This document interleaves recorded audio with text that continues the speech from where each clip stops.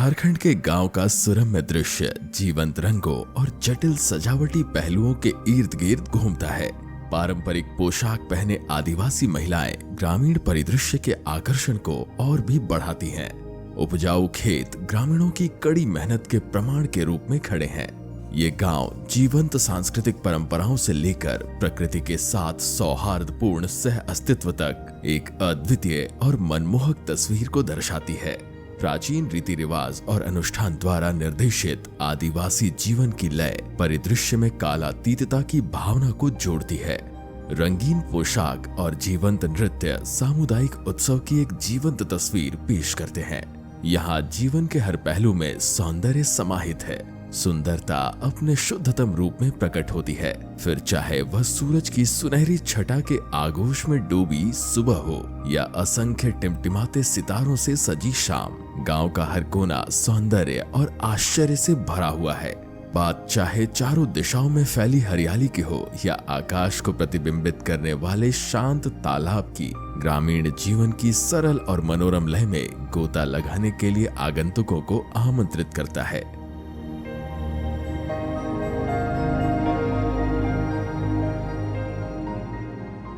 इस बार हम यात्रा कर रहे हैं वृंदावन गांव की। वृंदावन गांव साहिबगंज जिले के तालझारी उपखंड में स्थित है। यह उपजिला मुख्यालय तालझारी से 13 किलोमीटर दूर और जिला मुख्यालय साहिबगंज से 48 किलोमीटर की दूरी पर स्थित है। नैनों में था रास्ता, हृदय में था गांव, अधूरी रह गई यात्रा, छल्ली हो गए पाँव। और ये बात सच में कितनी सही है ना।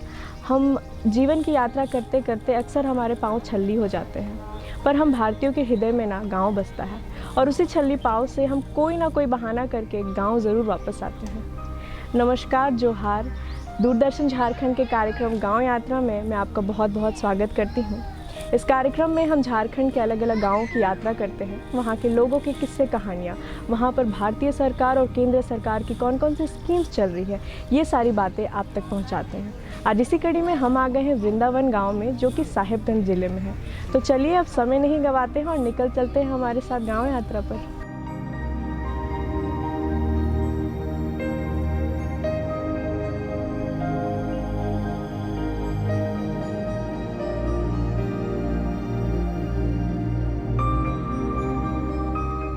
एक वक्त था जब झारखंड में सिंचाई की सुविधा की कमी के कारण किसान खेती नहीं कर पाते थे, लेकिन अब जल छाजन परियोजना का असर जिले के कई अन्य हिस्सों की तरह वृंदावन गांव में भी स्पष्ट दिख रहा है।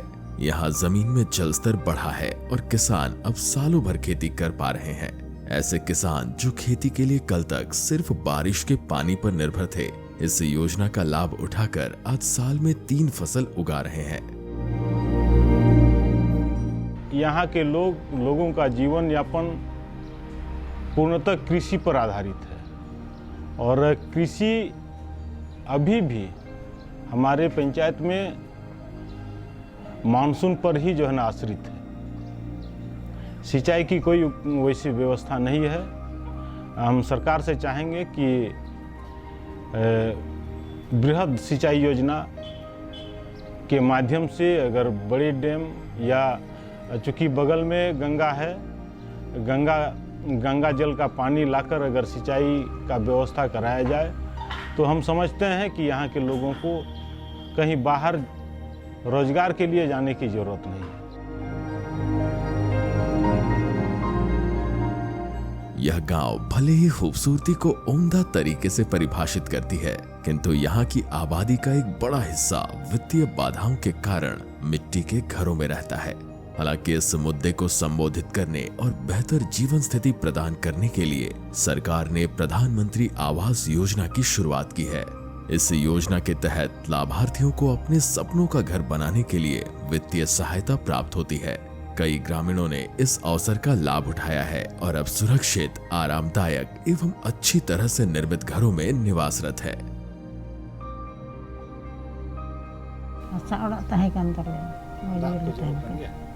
दाग दो बांग जरूर कन हाथ ओड़ा दो ते कपड़ा दो कद जरूर है।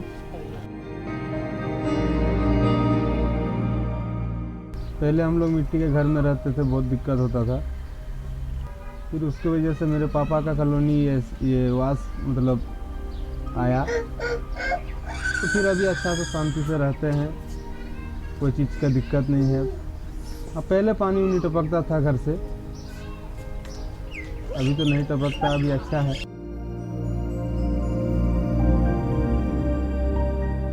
हम लोगों को पीएम आवास मिला है।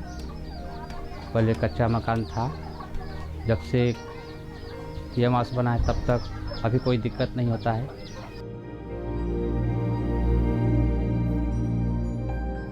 इस पहल ने ग्रामीण परिवारों के जीवन स्तर और जीवन की गुणवत्ता में उल्लेखनीय सुधार किया है, जिससे ये सुरक्षा और सम्मान की भावना से ओतप्रोत हैं।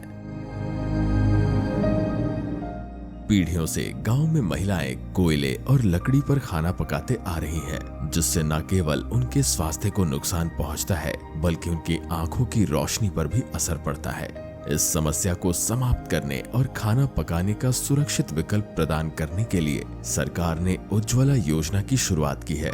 इस कार्यक्रम के माध्यम से इस गांव के कई परिवारों को गैस सिलेंडर उपलब्ध कराया गया है, जिससे महिलाएं हानिकारक धुएं के संपर्क में आए बिना खाना पकाने में सक्षम हो चुकी हैं। अब ये महिलाएं पारंपरिक खाना पकाने के तरीकों से जुड़े स्वास्थ्य संबंधी खतरों से मुक्त होकर सुरक्षित और बेहतर रूप से भोजन तैयार कर रही हैं।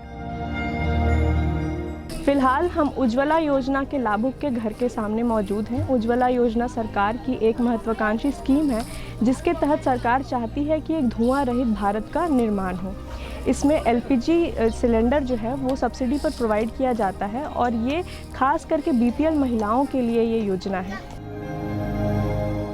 प्रधानमंत्री द्वारा शुरू किए गए पीवीटीजी विकास मिशन का उद्देश्य दुर्गम इलाकों में रहने वाले लुप्तप्राय जनजातीय समुदाय को सड़क और दूर संचार संपर्क से जोड़ना, बिजली, सुरक्षित आवास, स्वच्छ पेयजल, स्वच्छता, शिक्षा, स्वास्थ्य और पोषण तक बेहतर पहुंच और स्थायी आजीविका के अवसरों जैसी बुनियादी सुविधाएं मुहैया करके इन्हें मुख्य धारा से जोड़ना है। इस योजना के तहत यहाँ रह रहे पहाड़ी या जनजाति के लोगों को आवास मुहैया कराने की दिशा में काम चल रहा है। यहाँ सर्वेक्षण कार्य पूरा हो चुका है और जल्द ही इन्हें इनके सपनों का आशियाना मिल जाएगा। जनमन की 4 रजिस्ट्रेशन हुआ है और बाकी जो है ना सब प्रक्रिया में है। सबका चूँकि अभी सत्यापन करके सब रेडी कर लिया गया है। यहाँ हाँ, मेरे यहाँ चूँकि 2 ही गांव हैं और दोनों छोटे छोटे गांव हैं। एक में तो मात्र 12 ही परिवार हैं, लेकिन जनमन के आने से चूँकि पहाड़िया के लगभग जो पिछले प्रधानमंत्री आवास से जो लोग छूटे थे, और सारे लोग जनमन से आच्छादित हो जाएंगे।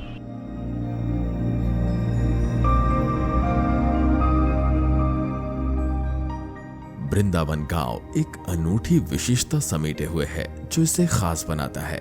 कुछ साल पहले वैज्ञानिकों ने इस गांव का दौरा किया था और गांव में बिखरे जीवाश्म का अध्ययन करके इसे क्रेटेशियस युग का जीवाश्म बतलाया है।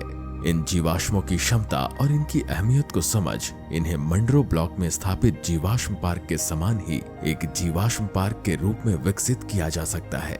ऐसा करने से न केवल गांव को एक विशेष पहचान मिल सकती है, बल्कि यहाँ के निवासियों के लिए रोजगार के नए अवसर का सृजन भी हो सकेगा।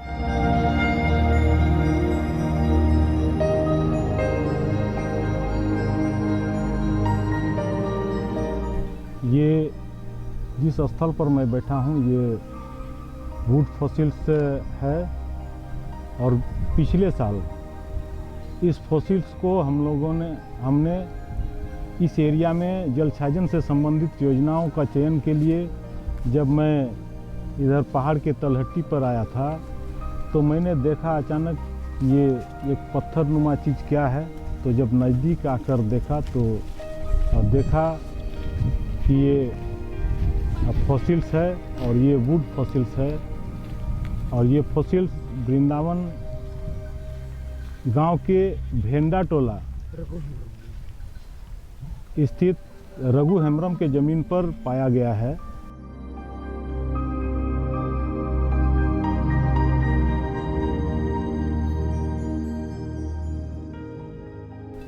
इसी जगह पर संरक्षित करने का प्रयास किया जाए और इसकी योजना बनाई जाए। चूँकि यहाँ जिस पोजीशन पर है, जिस तरह से स्टैंडिंग पोजीशन पर है, अगर हम यहाँ से डंप कराते हैं तो इनका जो महत्व है वो कम हो जाएगा। और चूँकि इस तरह का जो स्टैंडिंग पोजीशन वो कहीं भी डंप करेंगे तो वो नहीं दिखेगा। तो इसलिए हम सरकार से और राज्य सरकार और भारत सरकार से हम चाहेंगे कि इस बिखरे पड़े फॉसिल्स को संरक्षित किया जाए, ताकि दुनिया भर के शोधकर्ताओं को शोध करने में इनको सहूलियत हो, और ताकि शैक्षणिक क्षेत्र में इसका लाभ दुनिया भर के शोधार्थी को मिल सके। इस गांव में अधिकांश निवासी आदिवासी समुदाय से हैं, जो दुर्भाग्यवश आज भी गुणवत्तापूर्ण शिक्षा के लिए संघर्ष कर रहे हैं। शिक्षा को सकारात्मक परिवर्तन के लिए एक शक्तिशाली उपकरण के रूप में देखते हुए जनजातीय कल्याण समिति ने एक महत्वपूर्ण कदम आगे बढ़ाया है। इनके द्वारा आदिवासी बच्चों को गुणवत्तापूर्ण शिक्षा प्रदान करने के लिए एक आवासीय विद्यालय की स्थापना की गई है। इस पहल का उद्देश्य यह सुनिश्चित करना है कि आदिवासी परिवार के प्रत्येक बच्चे को वह शिक्षा मिल सके जिसके वे हकदार हैं, जिससे वह खुद के लिए एक उज्जवल और अधिक आशाजनक भविष्य का मार्ग प्रशस्त कर सके।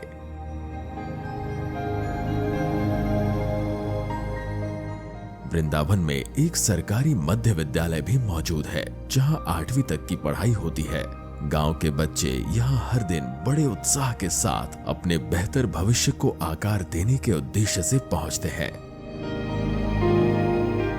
जहाँ ज्ञान है वहीं सुख है, बिना ज्ञान पूरा जीवन दुख है। किसी भी देश के सुनहरे भविष्य के लिए ज्ञान बहुत महत्वपूर्ण है। अगर शिक्षा की बात करें तो गांव में एक मिडिल स्कूल है, साथ ही साथ में जनजातीय विद्यार्थियों के लिए एक स्कूल अलग से है, जहां पर साहेबगंज जिले के अलग अलग प्रखंडों से विद्यार्थियों का चयन होता है।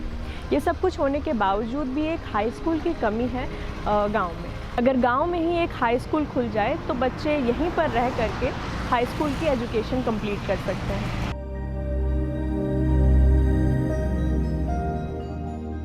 एक लंबे अरसे से ग्रामीण रोजगार के सीमित अवसरों से जूझ रहे हैं, जिसके कारण कई लोग आजीविका की तलाश में शहर की ओर पलायन करने को विवश हो जाते हैं। गांव के भीतर ही स्थायी रोजगार पैदा करने की आवश्यकता को पहचानते हुए बिरसा हरित विकास योजना शुरू की गई है। इस प्रयास ने बंजर भूमि को हरे भरे आम के बगीचों में बदल दिया है। यह समृद्धि के एक नए युग का प्रतीक है। उन्नत कृषि पद्धतियों को अपनाकर ग्रामीण न केवल आम की खेती कर रहे हैं, बल्कि अपनी फसलों में विविधता भी ला रहे हैं, जिससे उनकी कमाई की क्षमता बढ़ रही है। कृषि के प्रति यह समग्र दृष्टिकोण न केवल ग्रामीण परिदृश्य को पुनर्जीवित कर रहा है, बल्कि समुदाय के भीतर आर्थिक सशक्तिकरण को भी बढ़ावा दे रहा है।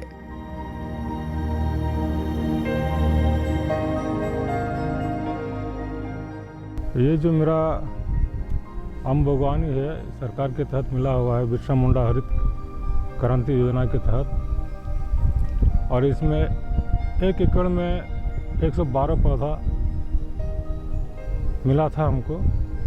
तो कुछ प्लॉट खाली रह गया तो हम अपने से पौधा खरीद के लगाए, तो टोटल यहाँ पे जो है ना 130 पौधा है। और फर्नीचर के लिए भी जो है ना शीशम महोगनी का पौधा मिला, वो भी लगाए हुए हैं साइड में। पौधा भी अच्छा ही है। और ये जो है ना 4 साल होने जा रहा है, और 3 साल हुआ था पौधा, उस समय मंजर भी आया था और फल भी लगा था। मतलब ज़्यादा फल नहीं लगने दिए क्योंकि पौधा का उतना डेवलपमेंट नहीं हुआ था। तो मैडम हम लोग को जो है ना जेनिक इसको मना कर दिया था कि 3 साल के पहले आप लोग को फल नहीं लेना है। कम बारिश होता है तो उस समय हम लोग को पानी के लिए जो है ना हाहाकार होना पड़ता है।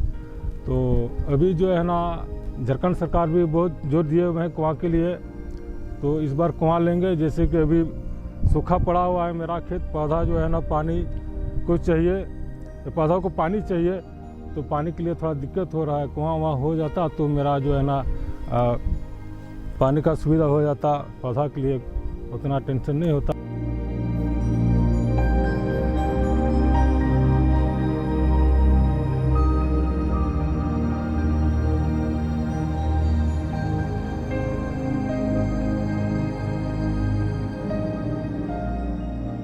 सिंचाई विभाग से कुआं मिला है, कंप्लीट हो गया है। सिर्फ साइन बोर्ड लगाना ही बाकी है, भी लगाएंगे फ़िलहाल 5-6 दिन के अंदर में। और उसके साथ साथ आम बागवानी के बीच में कद्दू, करेला और खीरा का भी खेती करने जा रहे हैं। तो मोटा मोटी मेरा टोटल मचान भी कंप्लीट होने जा रहा है और बहुत जल्द ही हम कुआं का जो पानी है उसका लाभ ले पाएंगे।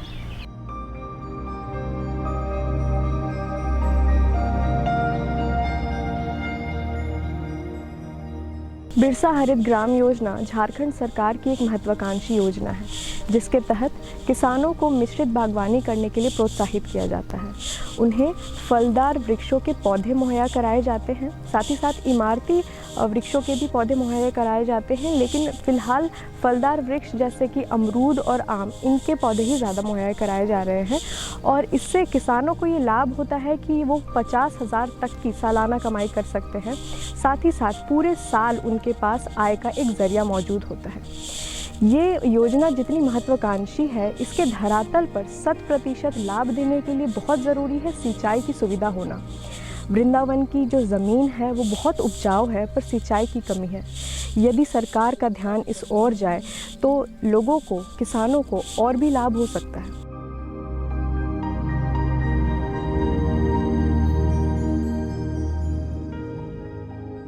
वृंदावन गांव कई सरकारी योजनाओं का लाभार्थी रहा है, जिनमें से कई पहले से ही प्रगति पर है और कुछ क्षितिज पर भी। वर्तमान में हर घर नल जल योजना, जिसका उद्देश्य घरों में पाइप से पानी उपलब्ध कराना है, कार्यान्वित की जा रही है।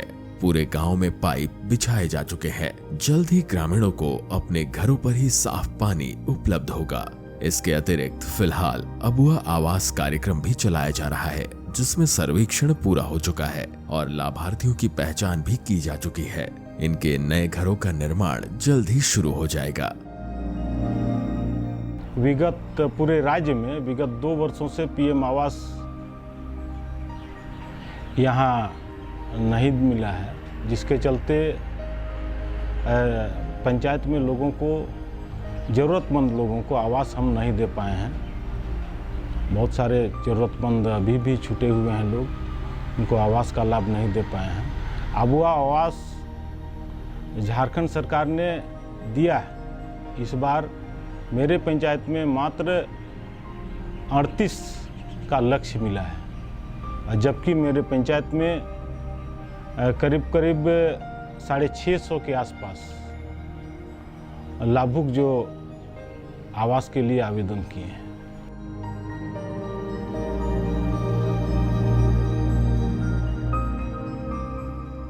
व्यक्तिगत और सामुदायिक विकास के लिए स्वास्थ्य सर्वोपरि है। इस गांव में आयुष्मान आरोग्य मंदिर की उपस्थिति स्वास्थ्य देखभाल पहुंच के महत्व को रेखांकित करती है। हालांकि वर्तमान स्थिति एक चुनौती प्रस्तुत करती है। केवल 4 सहायक सदस्यों और साइट पर कोई डॉक्टर नहीं होने के कारण केंद्र का संभावित प्रभाव बाधित है। इसके बुनियादी ढांचे के बावजूद पर्याप्त चिकित्सा कर्मियों के बिना सामान्य स्वास्थ्य मुद्दों को संबोधित करने में केंद्र की प्रभावशीलता से समझौता किया जाता है। ग्रामीणों के बेहतर स्वास्थ्य और कल्याण सुनिश्चित करने के लिए इस अंतर को संबोधित करना अति आवश्यक है।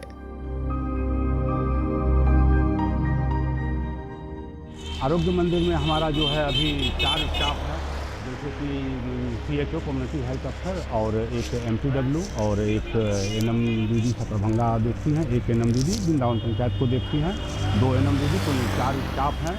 और यहाँ अंदर में 21 हमारी सहिया दीदी हैं और कुल 27 गांव है, और जिसमें राजमहल क्षेत्र का एक राम चौकी, एक सौजंद्रा को जोड़ ले तो कुल 29 गाँव है और कुछ 16,500 जनसंख्या है। और ये अभी स्वास्थ्य उपकेंद्र अपग्रेड होकर के आरोग्य मंदिर हुआ है। और अब ये यदि हमारा CFC तालझारी के अंतर्गत पड़ता है। और यहाँ पर यदि डॉक्टर की व्यवस्था हो जाए तो हमारी सहिया दीदी जो डिलीवरी के लिए लाती हैं तो कभी रेफर करना पड़ जाता है, कभी तालझारी और कभी जिला अस्पताल। और ये यदि PSC बन जाए, हमारे डॉक्टर यहाँ पर रहें तो ये प्रॉब्लम दूर हो जाएगा और OPD भी जितने भी मरीज आएंगे उसका बहुत अच्छा से देख रेख हो पाएगा। और चूँकि काफ़ी, और ये बिल्कुल मिडिल पर ही है, इसके चारों बगल गांव है और ये बिल्कुल 27 गांव के बीच में ये वृंदावन है। ये 5 किलोमीटर इधर, 5 किलोमीटर पूरे रेडियस में फैला हुआ है। और बिल्कुल यहाँ पे PVTG क्षेत्र के भी मना कुल 8 गांव आते हैं जहाँ से कि यहाँ डिलीवरी के लिए आते हैं गर्भवती माताएं। तो ये यदि PSC में अपग्रेड हो जाता है, यहाँ डॉक्टर की व्यवस्था हो जाती है तो हमारा स्वास्थ्य सुविधा जो है काफ़ी दुरुस्त हो जाएगा।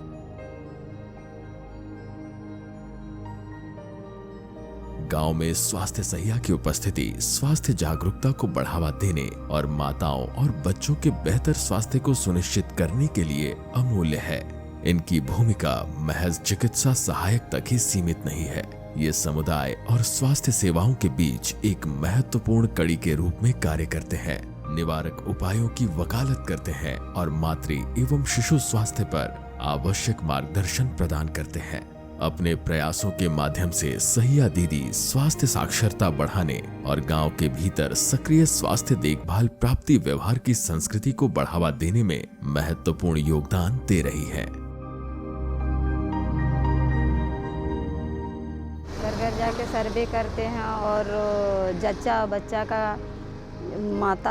जच्चा बच्चा का मृत्यु और माता मृत्यु में कम लाए हैं। जो हम लोग का प्रॉब्लम था पहले, जच्चा बच्चा का मृत्यु ज़्यादा हो रहा था, माँ का बच्चा का, तो हम लोग कम किए हैं उसमें। अभी हम लोग काम करते हैं, अभी आपका कृमि का जो दवा खिला रहे हैं हम लोग, फलेरिया का। हाँ, हम लोग को दिक्कत होता है, जैसे हम लोग डिलीवरी का पेशेंट होता है, रात हो जाता, दिन में तो दीदी लोग रहते हैं और रात होने में दिक्कत होता है, हम लोग को तालझारी साहेबगंज जाना पड़ता है।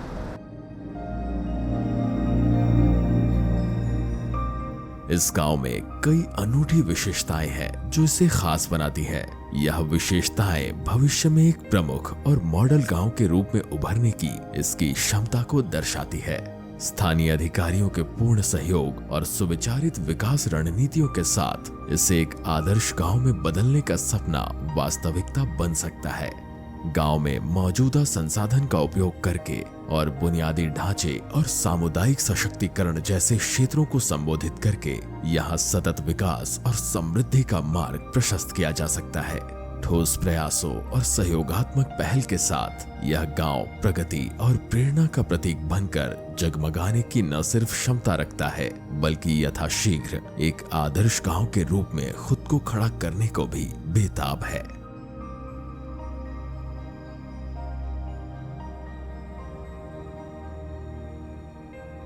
किसी भी गांव के विकास के लिए जिन सारे बिंदुओं पर काम होना चाहिए, वृंदावन में उनमें से कई सारे बिंदुओं पर काम हो चुका है।